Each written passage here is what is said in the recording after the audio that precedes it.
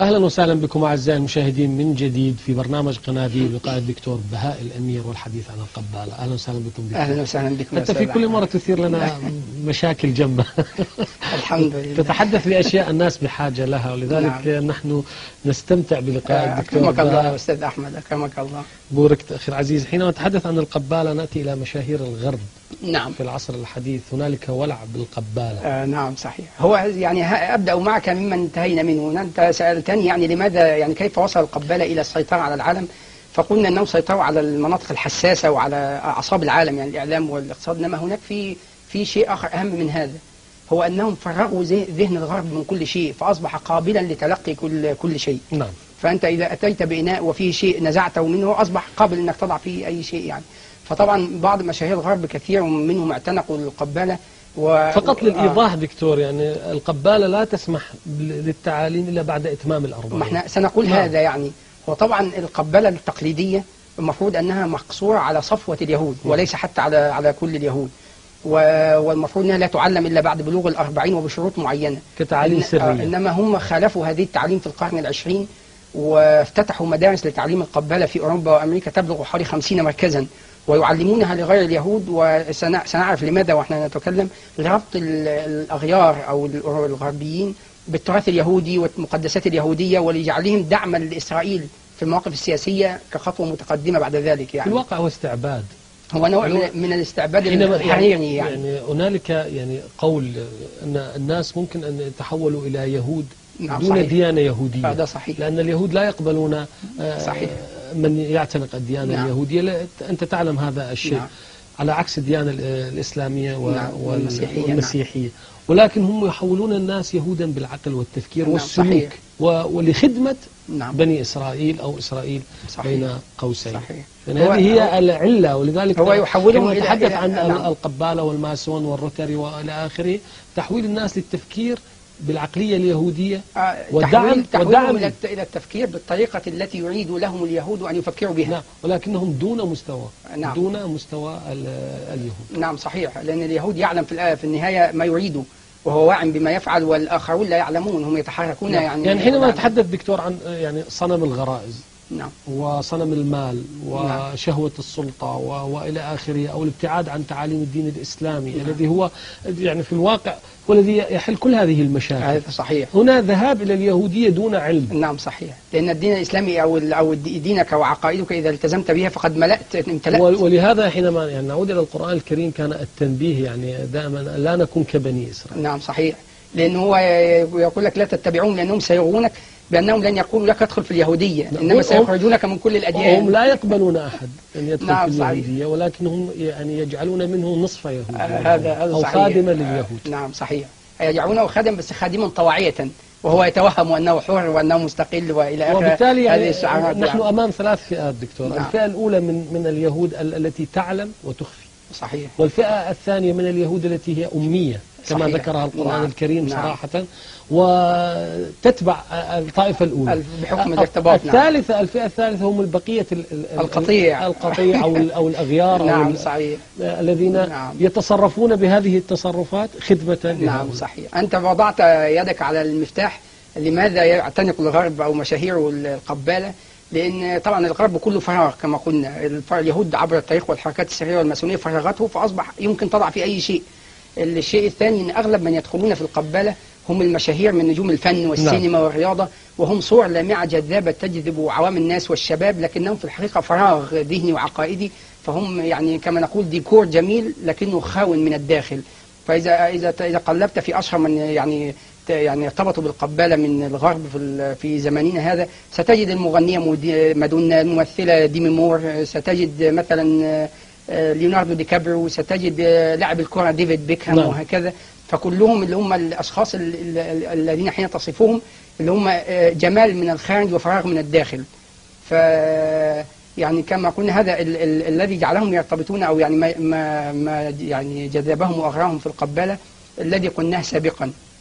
نرى صورة الآتية. شجرة الحياة. التي هي شجرة الحياة طبعا. نعم. شجرة الحياة دي أشهر رمز في القبال. هم يصورون الوجود الإلهي في هيئة كرات أو بلورات يعني مستنيرة مضيئة. كل بلورة ترمز لصفة في الذات الإلهية. يعني هذه الكرات العشر يعني تمثل الوجود الإلهي. لو أخرجها لنا الآن سيضع لنا الصورة. نعم. الأخ المخرج الصورة العاشرة. هذه الصفات، مثلا الكرة الأولى اسمها كثر أو التاج، هذه التي نراها الآن أمامنا، هذه نرى أمامنا بلورات مضيئة. هذه البلورات في هذا الترتيب تحديدا تمثل الوجود الإلهي. نعم. كل الكرة الأولى في أعلى اسمها كثر أي التاج، الكرة مثلا الثانية اسمها حكمة أو الحكمة، الثالثة اسمها بناه أو الفهم والذكاء وهكذا. لو نرى كمان الصورة اللي بعدها، لأن دي يعني رسم توضيحي لهذه الصورة. هنالك رسم هندسي. هي هذه الصورة لكنها دياجرام، يعني صورة توضيحية يعني. وهكذا. نعم، هذه الصورة، هذه هي الصورة السابقة لكنها مكتوبة يعني بالكلام فأوضح يعني. الذي يخلب الغرب ومشاهير الغرب الذي يقولون هم عبارة عن فراغ جمال فارغ يعني بالقبالة، أنهم في القبالة يقولون إن الآدم القديم الذي آدم السماوي، لأن عندهم في القبالة ليس آدم واحد، عدة أوادم يعني. يقولون أن آدم السماوي واسمه آدم قدمون كان متوحدا بالإله قبل أن يصدر عنه. فكل يعني آدم قدمون يعني آدم القديم. لأن هناك أكثر من آدم. أكثر من آدم. فيقولون إن لو نرى الصور اللي بعدها كمان ونحن نتكلم يكون جميل يعني. يقولون إن كل عضو في آدم هذا السماوي كان يناظر صفة في الوجود الإلهي. هذا كما نرى هذه البلورات التي رأيناها سابقا وموضوعة على آدم السماوي أو آدم قدمون، وكل جزء في آدم يناظر كرة من هذه الكرات، فكأن كل عضو فيه يناظر صفة في الوجود الإلهي. فهم يقولون إن إذا اتبع يعني من يدخل في القبالة مراقي الحكمة ل 32 وهي التي أخذها الماسون بعد ذلك وصارت إلى الدرجات التي عندهم، إذا سار في مسار الحكمة ودرجات القبالة سوف يصل إلى أن يعود إلى أصله القديم فيتوحد بالإله مرة أخرى. فطبعا في الذهن الفارغ الذي ليس فيه شيء ولا عنده عقائد ولا أديان ولا شيء، كما قلنا يمكن أن تأتي بأي قمامة أو زبالة وتضعها فيه. فهذا هو ما يحدث يعني في مشاهير الغرب في الحقيقة يعني. هناك صفة أخرى طبعا نريد أن نقولها تجذب النساء يعني خاصة. يعني أكثر المنتسبين للقبالة من النساء. نعم صحيح. هذا من الملاحظ أن أغلب من يدخلون في القبالة في الغرب من النساء وليسوا من الرجال، برضو لأن هناك صفة يعني أو فكرة خزعبلية أخرى يعني مغوية للنساء. هم طبعا تعالى الله عما يقولون علوا كبيرا، يقولون إن الله عز وجل أو الإله في القبالة يعني تتوحد فيه الذكورة والأنوثة. يعني إذا رأينا هي صورة شجرة الحياة مرة أخرى. نعم. الصورة التي فيها الكلها الصورة العاشرة. نعم. نعود إليها. يقولون إن الإله في القبالة له صفات ذكورية وصفات أنثوية، وشجرة الحياة هذه يقولون إن العمود الأيمن فيها يمثل الصفات الذكورية، وهذه هذه يقولون العمود الأيمن يمثل صفات ذكورية والأيسر يمثل صفات أنثوية، وأن العمود الأوسط هو الاتزان بين النوعين من الصفات. فيقولون إن الإله فيه جزء أنثى تعالى الله عما يقولون علوا كبيرا، وأن يعني الأنثى جزء من تكوين الإله. فطبعا هذه كما قلنا نفس الشيء، أن عندك شيء فارغ ألقي فيه ما تلقي فيه قمامة، تلقي فيه زبالة سيستقبلها، لأنه ليس عنده ما يميز به، وقد تم تفريغه عبر القرون والأزمان من كل ما من العقائد والقواعد وكل ما يمكنه من التمييز. يعني هذا ما يجذب النساء تحديدا في القبالة في الغرب. نعم. يعني دكتور، هو السؤال دائما يعني يدور في ذهن كثير من الناس. هنالك الكثير من الحركات والإشارات التي يستخدمها للأسف الشباب العربي. نعم. ولا يعلمون أنها للقبالة، والبعض يعلم. نعم. البعض كما قال الدكتور عبد الوهاب يعلم أنه نعم. يسير في طريق خطأ. نعم صحيح.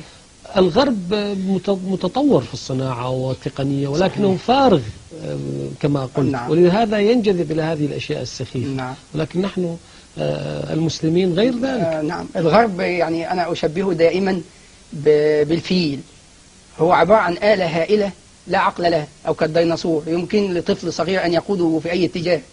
المفروض أن نحن لسنا كذلك، نحن عندنا عقيدة راسخة وكتاب لا يتزعزع مع الأزمان، تزيده الأزمان يعني رسوخا وجلاء وبريقا وهكذا. لكن طبعا يعني ربما كان هذا أحد يعني خطايا العلمانية في بلادنا، أنها سعت إلى تفريغ الذهن العربي، فأصبحت جعلته مهيئا لقبول الزبالة التي يتلقونها في الغرب يعني.